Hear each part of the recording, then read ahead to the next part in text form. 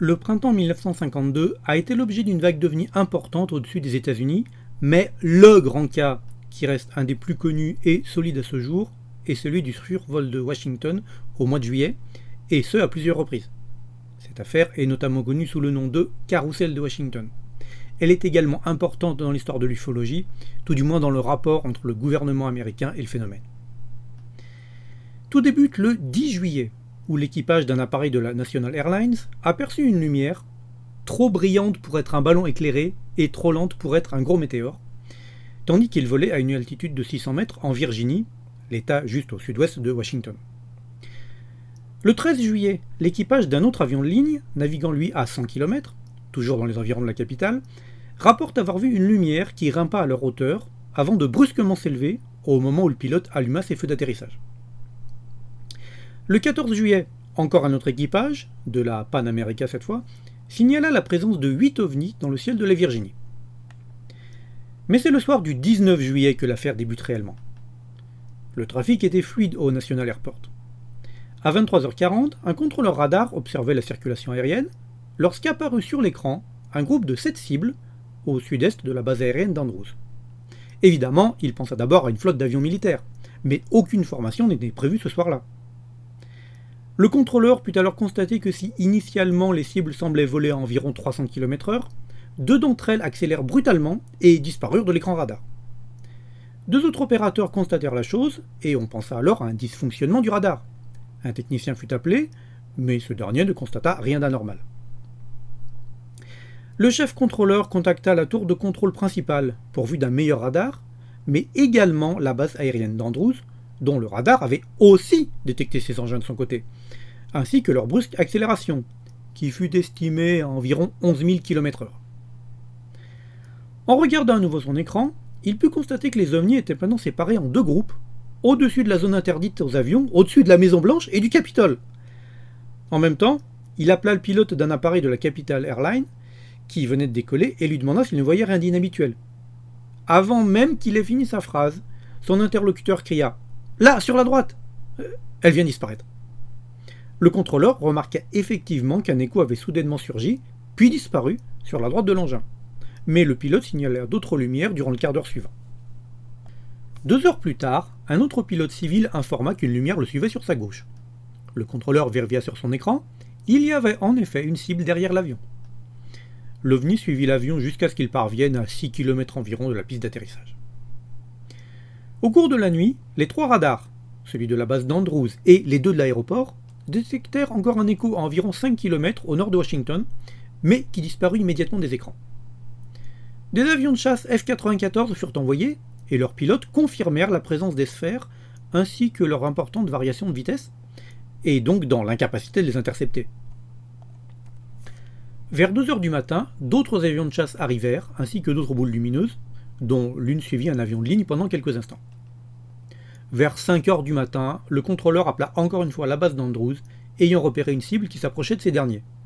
Les opérateurs regardèrent au dehors et virent une sphère énorme, flamboyante, de couleur orange, qui planait dans le ciel. Un chasseur F-14 décolla à nouveau, mais le temps qu'il quitte la piste, toutes les cibles avaient disparu des écrans. Le phénomène fut également observé par de nombreux habitants de la région au sol. 2 jours plus tard, le lundi 21 juillet, le Pentagone fut assailli par les journalistes. Il leur annonça finalement dans l'après-midi qu'une enquête était en cours, afin d'avoir la paix au moins pour quelques jours. Durant la semaine qui suivit, on dénombra de nombreuses autres observations à travers tout le pays. Finalement, le 26 juillet, une seconde vague revint sur Washington.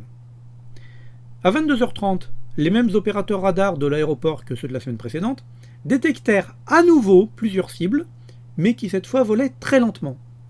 Elles formaient un arc de cercle autour de Washington, depuis la ville de Hawthorne, en Virginie, jusqu'à la base d'Andrews. Cette fois, l'armée réagit immédiatement, et 2 F-14 décollèrent d'une base à proximité. Mais à l'instant où les 2 avions auraient dû se trouver à portée de vue des signaux de radar, les cibles disparurent de l'écran. Et depuis le sol, on ne vit rien non plus. Les 2 pilotes patrouillèrent dans les environs à un moment, puis finalement durent regagner leur base. Mais à peine avaient-ils quitté la zone de Washington que les ovnis réapparurent sur les écrans radars.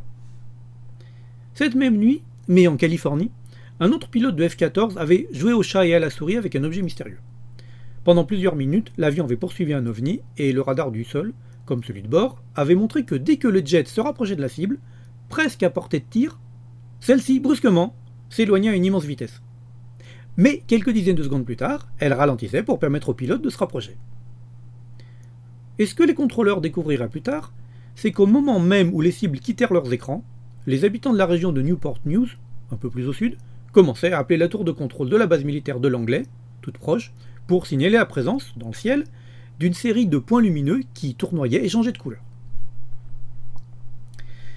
Le 27 juillet au matin, le président Truman demanda au capitaine Edward Ruppelt, alors en charge d'une enquête officielle sur les ovnis, ce qui était en train de se passer dans les cieux de la capitale américaine.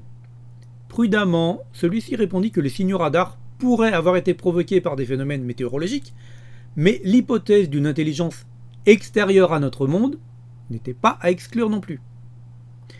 Le 28, le général John Samford, chef des services de renseignement de l'US Air Force, donna une conférence de presse, la plus importante depuis la fin de la Seconde Guerre mondiale. Samford déclara qu'il s'agissait d'un phénomène rare, lié à des inversions de température. Le débat est clos et qu'on arrête de harceler la Maison-Blanche. Pourtant, un opérateur radar sait reconnaître les cibles provoquées par les inversions. Et les contrôleurs, tous très expérimentés, étaient formels. Pour eux, les éco-radars incriminés étaient causés par la réflexion des ondes contre un objet solide. D'autre part, on ne pouvait négliger les rapports faits par les pilotes des avions de ligne. Et enfin, le commandant Fournet et le lieutenant Holcomb, qui étaient tous deux dans la salle de contrôle du National Airport la nuit du 26 juillet, brillaient par leur absence. Cette conférence de presse pour le moins bancale eut néanmoins le résultat escompté. Les journalistes se contentant de cette déclaration officielle, pas d'attaque extraterrestre au-dessus de Washington, juste un phénomène météorologique. Le peuple américain pouvait souffler.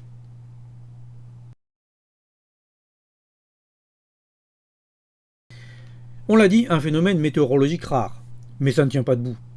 De nombreux météorologues et contrôleurs radars ont contesté cette thèse, partant du fait qu'une inversion de température ne génère des éco-radars que lorsque sont réunies certaines conditions météorologiques particulières et extrêmes, conditions qui n'étaient absolument pas réunies ces soirs-là dans la région, sans compter le fait que c'est incompatible avec les observations visuelles simultanées. Dans le cas d'inversion de température, les cibles radars forment une espèce de nuage d'écho très faible, peu mobile, évoluant lentement et d'un seul bloc sur des distances très limitées, ce qui ne correspond pas du tout au cas présent. Edward Ruppelt reconnaîtra par la suite que lui-même et de nombreux autres officiers de l'armée étaient loin d'avoir été convaincus par cette version. Autre argument qui a été évoqué, que je cite juste pour la forme, l'influence du film Le jour où la Terre s'arrêta, qui sortit l'année précédente, et qui s'ouvre avec une soucoupe volante atterrissant à Washington. Dans un premier temps, avant les démentis du Pentagone, certains journaux s'étaient un peu laissés aller en faisant les gros titres sur une éventuelle invasion extraterrestre.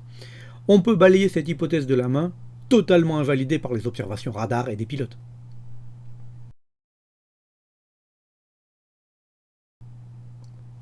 Comme je viens de le dire, on a eu droit à la fois et à des observations radar et visuelles, y compris de la part de pilotes militaires, qui se sont retrouvés face à un phénomène manifestement intelligent. Ils se déplacent, parfois ralentis, ou s'arrêtent avant de repartir brusquement à une vitesse folle. Ils laissent les pilotes de chasse s'approcher, jusqu'à être portés de tir, et hop, soudainement, ils s'enfuient à 10 000 km/h.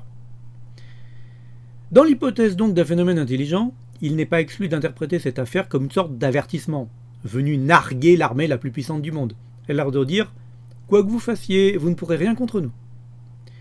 Toujours est-il que l'affaire du carrousel de Washington reste, de par son ampleur, un des événements les plus importants de l'ufologie.